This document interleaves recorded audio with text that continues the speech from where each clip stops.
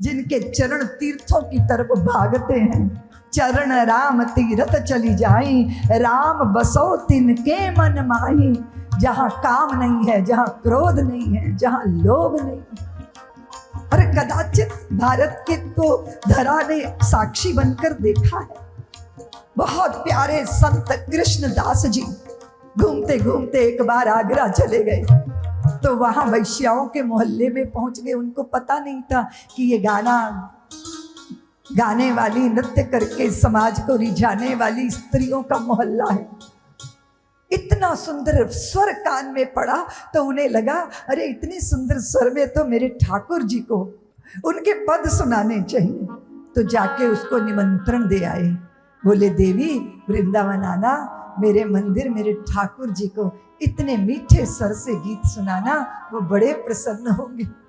और वो स्त्री तो प्रमुदित हो गई कि मुझे निमंत्रण मिला, मुझे एक साधु ने निमंत्रण दिया।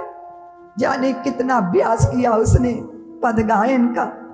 और फिर एक दिन जैसे ही निमंत्रण पर वो आई, पहली बार जीवन में ठाकुर जी के दर्शन होंगे। अधीर होके गुनगुना रही है। कृष्णदास जी ने जैसे ही प्रभु का गर्भगृह का पर्दा हटाया, ऐसी रूप माधुरी पहली बार देखी। और देखते ही लोचनों से अश्रुओं का मोचन होने लगा। हृदय जोर जोर से पुकारने लगा। गाते गाते शरीर छूट गया और उसकी चेतना भगवान के चरणों में समाई। पहले ही दर्शन ने उद्धार कर दिया, कृतार्थ कर दिया। न कुल की कुलीनता, न विद्वता, न सदकर्मों की श्रृंखला, सिर्फ प्रेम। राम ही केवल प्रेम पियारा, जान ले जेहि जान।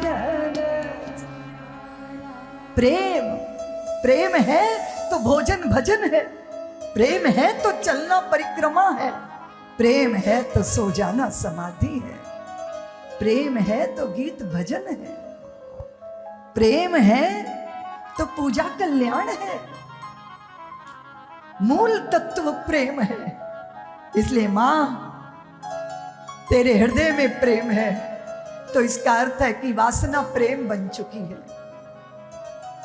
कहानी वासना से शुरू होती है, क्योंकि शरीर को शरीर के आकर्षण होते हैं, लेकिन शरीरों के आकर्षण ज्यादा टिकते नहीं हैं।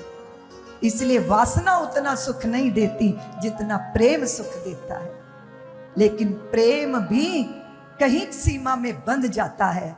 वो प्रेम जब भक्ति में परिवर्तित होता है।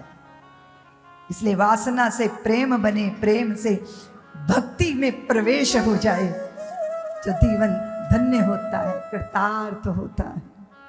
जिनके कपट दंभ नहीं माया,